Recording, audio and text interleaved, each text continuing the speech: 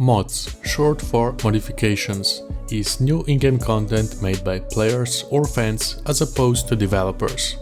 As the name suggests, players create mods by modifying existing in-game content or even creating a completely new, never-seen content. So mods can range from quality of life fixes to whole new areas, animations, gameplay systems, improved graphics and much more. Now that we know what mods are, a question arises. Are game mods even legal, and can they get you in trouble for making or using them? The short answer is yes, mods are legal to make and to use.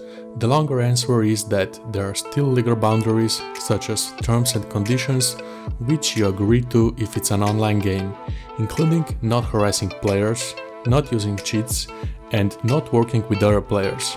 For example, if you're using aimbot in Fortnite, that would not be acceptable as this is an online game and you're gaining an unfair advantage above other players who own the game.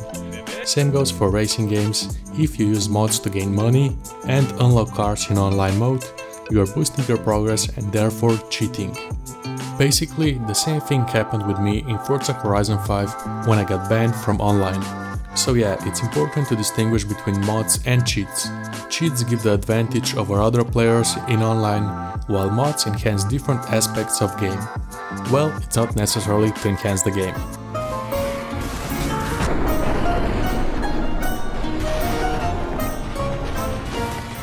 So, cheats could be different kind of mod menus that we best know from GTA 5, but they are also present in other games such as Need for Speed, Forza Horizon and others. Or it could be some kind of script, for example a cheat engine script that change some memory values in your save file to gain XP, money, cars, weapons and so on. While the mods can be separated into different categories. For example, overhaul mods, that significantly changes an entire game's graphics and gameplay. Add-on mods, which adds to the original content of a specific game, like new map, new cars, new weapons and so on. Then we have randomizer mods that keep the fundamental gameplay but randomizes elements of the game to make it more of a challenge. User interface mods that change parts of how players interact with the game. Unofficial patch mods, which fixes in-game bugs. Art mods that is created for artistic effects. And then we also have mod packs that are a group of mods put into a package for download. So should this kind of mods be allowed to put into video games? My personal opinion is yes, the mods should be allowed and even encouraged to put into a game. Although from a legal perspective, you may be violating some copyright laws because you're using copyrighted material made by development studio, although no one is going to chase you down for doing that. FBI, open up! But different games, or better to say development studios, have different take on mods. The best example is Assetto Corsa. One of the reasons why Assetto Corsa is so widely loved by sim racers is because of the ability to quickly and easily install mods. Unlike many games, the developers of Assetto Corsa encourage the community to create and install mods to the game. There are so many mods available for Assetto Corsa, including graphics mods, car liveries, tracks and even completely new cars. And modders are still regularly creating and publishing new mods even in 2024, a full 8 years after the game's initial release. While other games don't officially support mods, they have different tolerance policy regarding the mods. For example, GTA 5 has an enormous amount of mods, but since the developers are not acknowledging them, you can get banned if you're using completely innocent mod. What the fuck? On the other hand, we have a Need for Speed Unbound that also does not support modding, but at the same time it doesn't even have an anti-cheat, and where I was literally cheating in an online race and annoying other people, I couldn't get banned. Even when using a cheat engine scripts a million times, I haven't received not even a warning.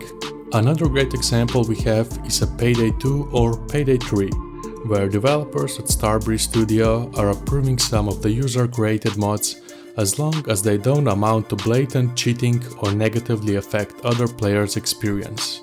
And what I'm about to propose now could possibly solve the modding question once and for all. So listen to this carefully. Let's say modders post mods that are not yet approved by developers to some place visible only to the developers. So developers look into the mod and they decide if it's suitable for the game or not. If they decide it's appropriate to put into the game, they arrange a price with the creator of the mod for which the mod will be bought from the modder. $5,000. Isn't that great? We all profit from this. Modders get a small amount of profit for their hard work and we get a better game. Well, I know some of y'all will shit on this idea, but honestly, game developers should cooperate with modders and learn from their mods, so we can get the content we like. And another possible solution could be that games should allow modding in a single player mode only, or even have a separate place where mods could be used without any limitations. And for a purpose of keeping an online games a safe place for everyone, it's the best that the game developers incorporate an anti-cheat engines to ban the players trying to gain an upper hand with the use of mods or even cheats. Because, let's be honest, we all hate it when we get sprayed across a whole map in a Call of Duty. And if you're maybe wondering, why is there even that much of a hype around mods? To put it into a perspective, mods can extend the shelf life of games such as Half-Life, released in 1998, which increased its sales figures over the first 3 years of its release. According to the director of marketing at Valve, a typical shelf life for a game would be 12 to 18 months, even if it was a mega hit. In early 2012, the DayZ modification for Arma 2 was released and caused a massive increase in sales for the 3-year-old game, putting it into a top spot for online game sales for a number of months and selling over 300,000 units for the game. So a serious question for every game software company out there is how much it should embrace the player's contribution in creating new material for the game. Some software companies openly accept and even encourage such communities.